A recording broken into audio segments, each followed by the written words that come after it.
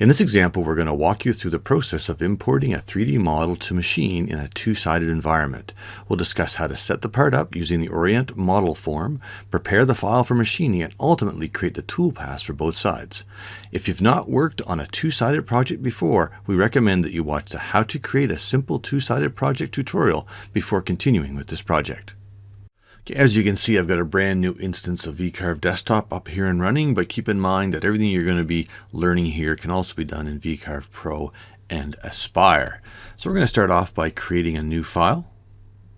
This is going to be a double-sided job. We're going to have a width of 6 inches, a height of 10 inches. The thickness of our material is going to be 1 inch. Now for our first side, we're going to be zeroing off our material surface. But on the second side, I'd like to zero off the same side. So I'm going to make sure that I click zero off the same side. And when I flip my material over, when I zero it from the second side, I want to make sure that I zero off my machine bed. And you can see that's indicated here pictorially with the red box on the bottom side of side 2. So you can remember to do that. My XY datum is going to be set to the bottom left. I'm going to flip left to right.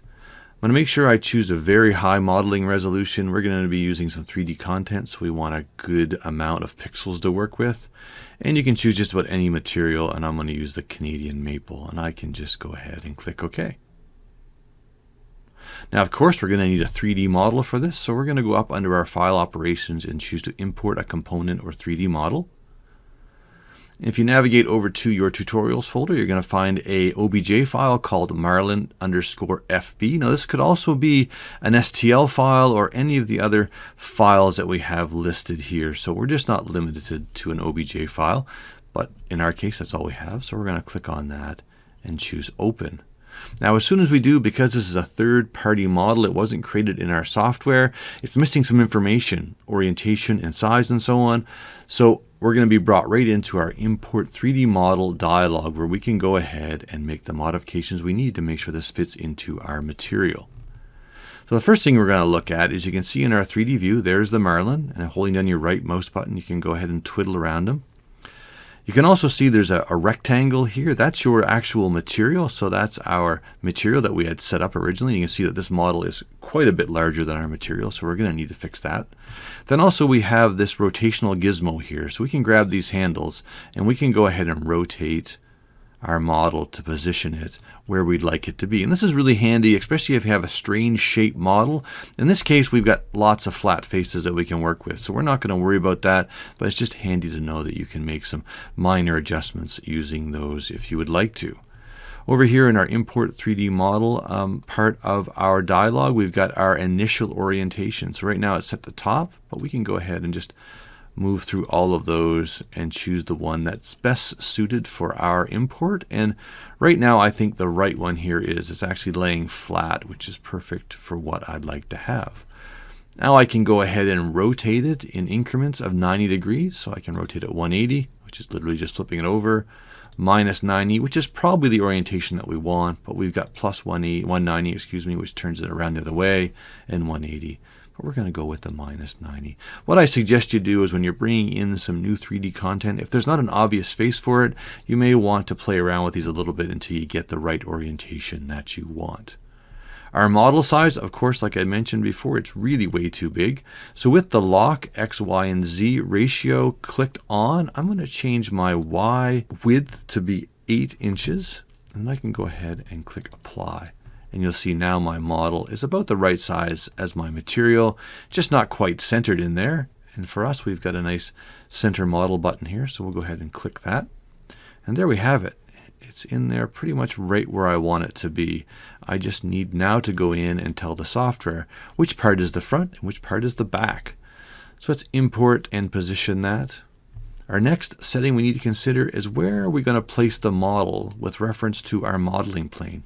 So if I go ahead and look at the left side of this, I can move my model up and down, and I can put it where I think it's best positioned. For me right now, I want it to be in the center because I'm actually going to be moving some limit planes, and we'll talk about that in a second, down and up my model so I can be sure that I get all the detail I want. And again, with this particular model, because we have these flat faces on its base, this is probably the best spot for it to be. I want to make sure that I create both sides, so that's been clicked on. Now I can go ahead and add in an overcut distance, and what the overcut distance is it'll force the tool to go over and past the modeling plane, and that in a lot of cases will help to get rid of the cusping that's left behind by a round shaped tool on the edge of your model, so we can alleviate some of that seaming that's going to happen. And in most cases, what we suggest you do is you go over about the distance of the diameter of your tool. So in my case, I'm going to be using a 1/8 inch ball nose end mill. So if I put in 1 divided by 8 and press equals on my keyboard, then I want to go over about 0.125 of an inch. Now, we're not going to stick with that. We're going to modify that later on, but this will help illustrate where you can see it, that number, once we actually go ahead and import in our model. I can also go ahead and I can highlight my undercuts, and these are the areas that my tool won't be able to get to. So if we look straight down on this and I turn on the highlight undercuts, you'll see that these pink areas are the areas that the software believes that I won't be able to get my tool to. The area here and here on this fin, it's quite obvious because that's below my modeling plane, so it won't allow me to get there right now. We're going to fix that later. It's also indicated that I won't be able to get to this area here. Now that's not quite exactly right.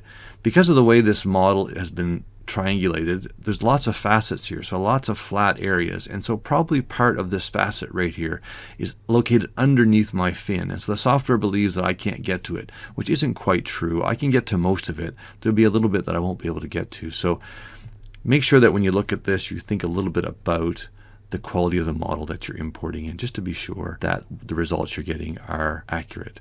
Now if I want to, I can change my overcut distance to be about 1 inch, and note that the area here on my back tail fin and the side fin here, as soon as I go ahead and update my undercuts, you'll see that I can actually get to that because I'm telling the software that I'm going to overcut 1 inch deep. So I'll be able to get to that no problem in that case, but we're not going to worry about that right now. I just wanted to illustrate that you can adjust that overcut distance to make sure you can get those areas that you want to if you need to. So we're going to put this back to 1/8 inch again, update my overcuts, and that looks really good. I'm happy with that, and we can look at the back side as well and see what areas we're going to miss there. And you'll note here, we're going to deal with this later on, so we'll be able to get to that actual, his beak, I guess you'd call that his beak. And look down at the top of this again. And let's go ahead now and go ahead and press import.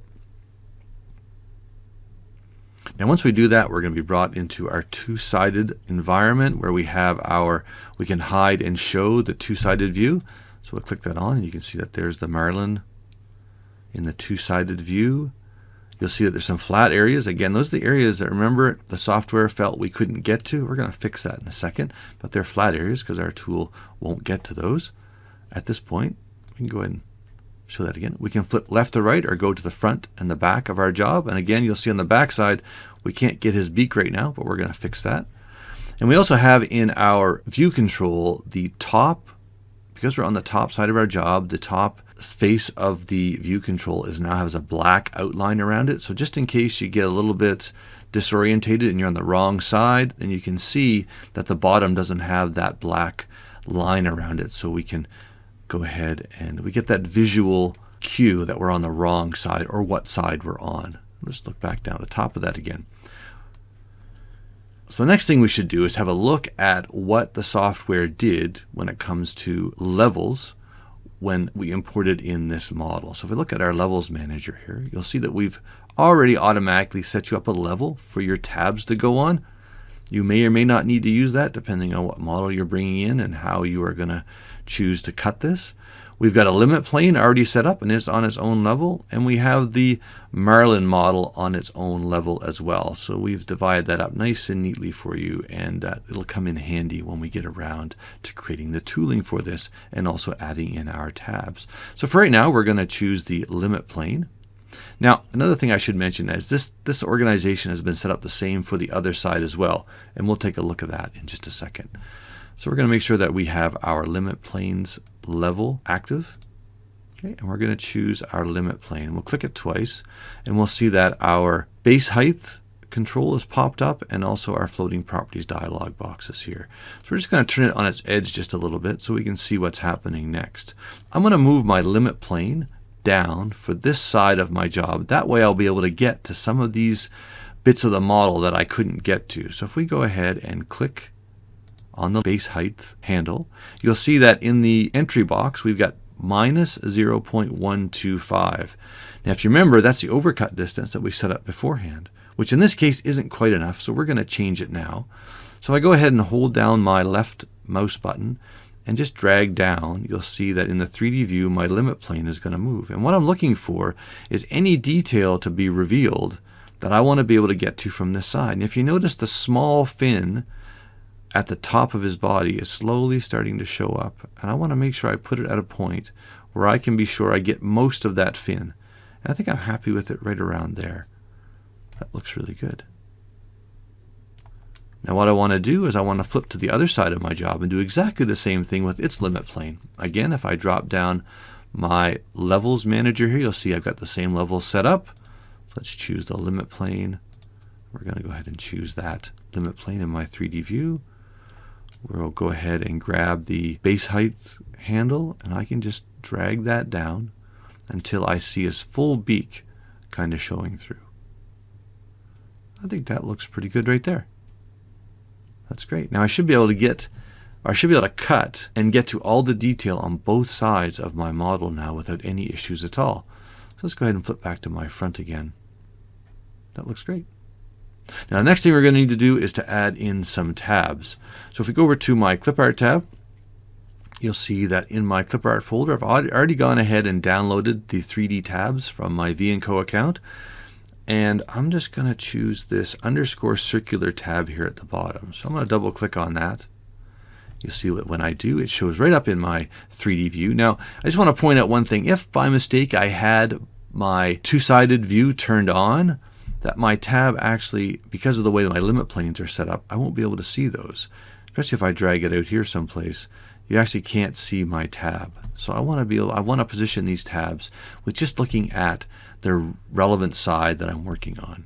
Okay, so I'm going to drag this down here, somewhere around there.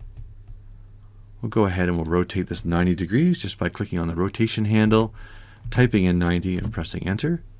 I could have also gone ahead and just pressed 0 or 9 on my keyboard, and that would have rotated it. Now what I want to do is I like the orientation of that, so I'm going to hold down my Control, my Alt key, and I'm going to drag this across my model. So holding down my Control key makes a copy. Holding down my Alt key locks it into that plane that I'm moving it on, and then I can let go. And I've got a nice copy of that right there. Now let's go ahead and hold down my Control key, but I'm not going to hold down my Alt key because I want to actually position this up by his head. And I'm going to just go ahead and manually rotate that into position, something like that. Move it out a little bit. I just want it to touch the top of his head. Perfect. That's a great location. Now the next thing I need to look at is the thickness of these tabs. Now that tab is quite thick, so I'm going to go ahead and thin it out a little bit just by using my shape height handle here. I can hold down my left mouse button and I can drag down, and that'll thin it out. So right now it's at about 0.06. So if we double that up, because I'm going to put the same tab on the back side, then that's going to be 0.12 of an inch thick. I think that's going to be adequate for that tab right there. And these two tabs down here, if I hold down my Shift key, because they're copies of each other, I can take a look at the actual shape height. They're 0.25. Really, I think that's a bit too thick, so I can make that 0.125 and press enter. And that would be, I would make in total, these will be 1/4 inch when we add the other tabs on the other side. So I think those are pretty hefty tabs for this job. That's great. Now, like I said, we're going to need to copy these to the other side. So let's hold down my Shift key. I'm going to grab this other tab up here, right click, and go down to copy to the other side. Now let's go ahead and take a look at this as a two-sided project again. And you'll see that now we've got those tabs located where they should be on both sides. That looks really good. I'm happy with that. Now the last thing we need to think about is how we're actually going to flip this over to make sure that our front and our back are always aligned. And the way we like to show this off is we'd like to use a non-symmetrical or an asymmetrical dowel pattern and use dowels to do this with. So we're going to cut dowel holes in the top of our project Then when we finish cutting all of our tooling for the top side, we can remove our material off our CNC machine. Then we can go ahead and zero off our spoil board. We'll cut the flipped version of those dowel holes right into our spoil board. We'll insert in dowels, and then we can go ahead and flip our material over and push our material on top of those dowels, and it should be lined up perfectly to cut our other side. So we're going to need some vectors for that. So let's go up to our design tab. Let's go down to our circle tool here. And the dowels that we happen to have in-house are about 0.33 of an inch in diameter. So that's perfect. We're just going to drop in some dowels. So we'll drop one there. Again, we're looking for an asymmetrical pattern. And one down here at the bottom. That way when we flip it over, there's no way that we can mess up the orientation of this. We can just go ahead and press escape to get out of our draw circle dialog. Now, up until now, I haven't mentioned that you can also use the number 1 on your keyboard and number 2 on your keyboard to flip from front and back if you want to. So we're going to use that in a second. We're going to grab these 3 circles that we created from the top side. We'll right click on that, and we're going to copy those to the other side. And then we go ahead and press 2 on our keyboard. We'll flip to the back side. You'll see that we've copied those over. They've been automatically flipped to the right orientation they need to be for us. So all that work is done. That's great. Yeah, I just noticed there's something that we're going to need to take a look at, and that is that I've been doing most of my work with my limit plane level active. So that means that my tabs aren't where they should be. So let's move those up onto their own level where they belong. So holding down my shift key, I'm just going to go ahead and select those 3 tabs. I'm just going to use my left mouse button and drag those up to the tabs level. And there we are. And we're going to need to do that same thing on the other side. So let's flip it over to the other side. Let's go ahead and take a look. And we can just move those up there. That way everything is organized where it needs to be. So let's go back to our front again. Now I think we have pretty much everything we need right now to go ahead and start to develop some tooling so we can cut this project. Let's go ahead over to our Toolpaths tab. Now the first thing as always that we're going to want to do is to check our material setup. So let's have a look at this. Now keep in mind that this is only the material setup for the top side of our job. We'll look at the bottom side in a few minutes. So let's go ahead and look at that. Okay, see the thickness of our material is 1 inch. Our datum is set to the bottom left. On this side we'll be zeroing off our material surface. So you can see that's indicated here in the icon. You'll see that the model position in my material is at the very top.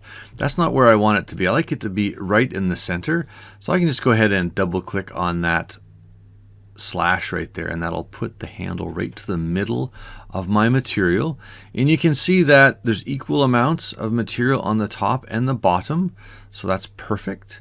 You can see our model thickness is indicated here. So it is within the 1 inch material that we have. So it's only 0.9322 of an inch thick, which is great.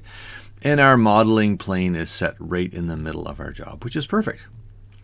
Now our rapid Z-gaps are safe and appropriate for our machine.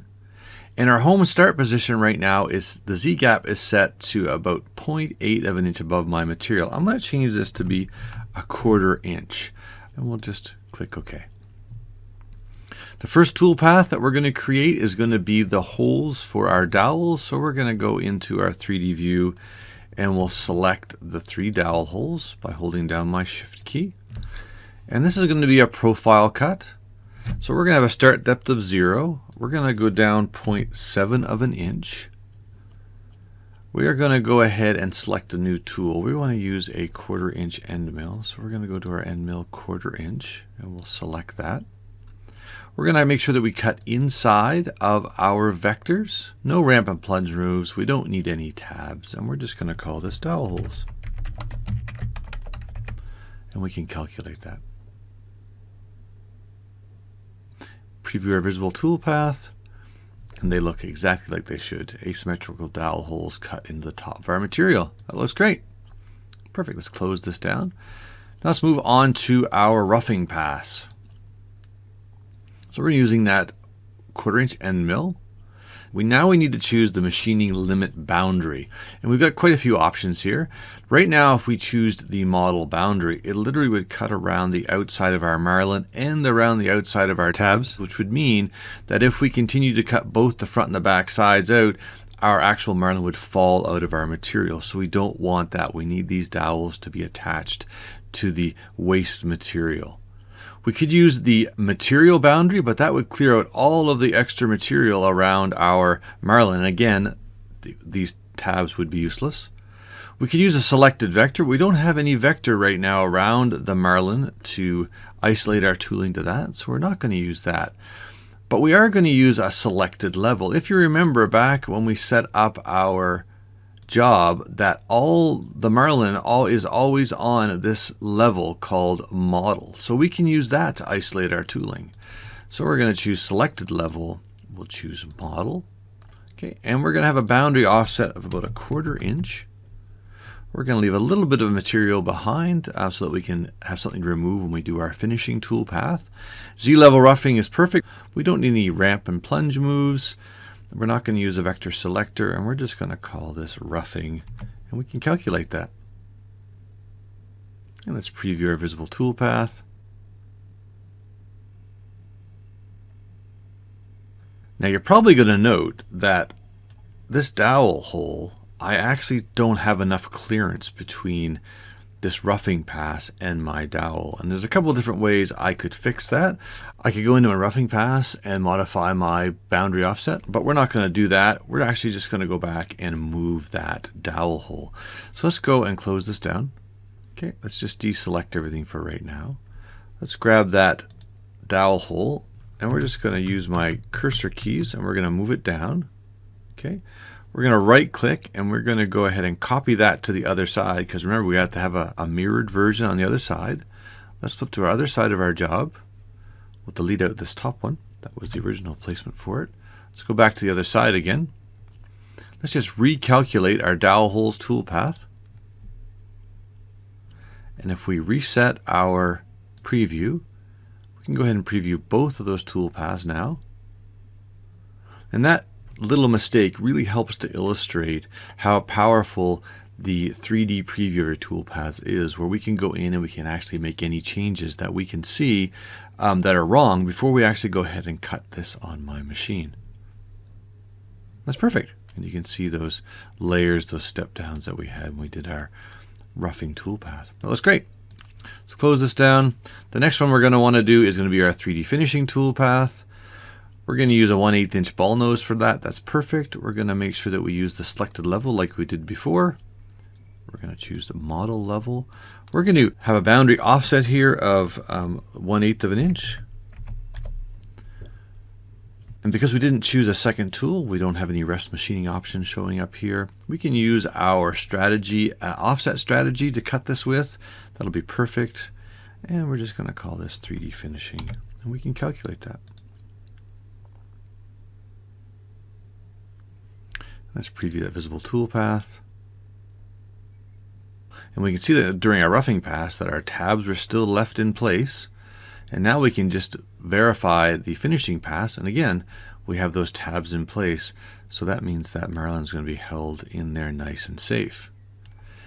Now another great thing about this 3D preview of our toolpaths is that we can check the thickness of our material and look at a couple different things. If I go ahead and hover down in here and you look down in my bottom right hand corner of my screen, you'll see that the cut depth is minus 0.83 of an inch. That's perfect. I'm cut past the middle of my material, so my limit planes are working, and I can also go ahead and use that number to ensure that the tool that I'm going to use is long enough to fit down in there. And we can just close this down now. Unselect everything, and now we can go ahead and look at the tooling for our bottom side of our project. So let's flip over to the bottom side, look straight down on it again, and then we'll go ahead and check our material setup. Okay, so this time again it's still a 1 inch thick material, the datum set to the bottom left, and here we have the Z0 setup for the bottom side. You can see that we're zeroing off the spoil board or the machine bed. It's indicated here, so that's perfect, just like we want. The model needs to stay in exactly the same position. And our rapid Z gaps above our material are perfectly fine. In our home start position, and again, there's that 1/4 inch that I put in last time around. Now that's important, so we'll just click OK. Okay, now I want to point out up here again that our material setups, this little icon up here has got some great information for us. First of all, you'll see that it shows us that our material thickness is 1 inch, but our home start position is 1.25, so 1 1/4 inches. So when we go to machine our dowel holes into our spoil board, we need to accommodate for the 1 inch of material that we've told it. If not, it's actually going to raise up in the air and cut our dowel holes in the air above our spoil board because it thinks that there's a 1 inch piece of material there, and there won't be. So let's go ahead and do that. Let's select our 3 dowel holes. And let's do a profile cut. So our start depth is actually going to be 1 inch, and our cut depth will be 0.7 of an inch. So that will accommodate for the 1 inch of material that's not actually going to be there when we cut these dowel holes into our spoil board. We're going to use the 1/4 inch end mill inside, just like we did before, and we'll call these dowel holes dash spoil, S-P-O. That way, we'll see a visual cue in our toolpath naming that we need to make sure that we cut these into our spoil board before we put our material back down again. So let's calculate that. And we know this is going to happen, so we're not going to worry about that. We're just going to click OK. We can preview the visible toolpaths. And if we go ahead and turn this up on its edge, and actually we close this down, and we show our toolpath, you'll see that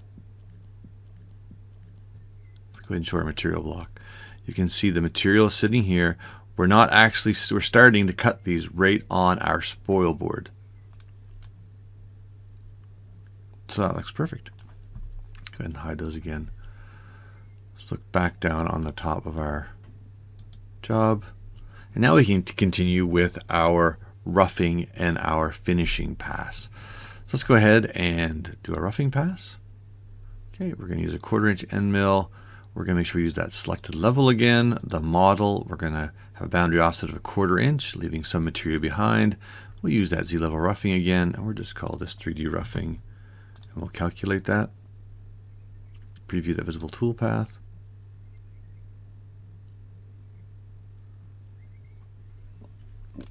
That looks really good, and those tabs are still in place. Look at that, and because we have our double-sided preview turned on, we can see both sides of the tooling at one time, which is great. Close this down. Let's look at our 3D finishing pass. We're going to use that 1/8 inch ball nose. We're going to use our selected level again. We're going to use that model level. Make sure that we overcut that just a little bit. Offset strategy again. 3D finish. Calculate that. Preview the visible toolpath. And there we have it. That's how it should look when we're all done cutting our Marlin into our piece of material. So again, what we're going to end up doing is we're going to end up cutting the dowel holes on the front piece of our material, or the top of our material, cut the roughing and the finishing pass on that side, remove our material off of our machine, go ahead and cut the dowel holes into our spoil board, push in some dowels, flip over our material and push it down on those dowels, and then cut the tool paths on the back, and we should have, when we're all said and done, a nice 3D model of a Marlin that we can cut out of our material and finish.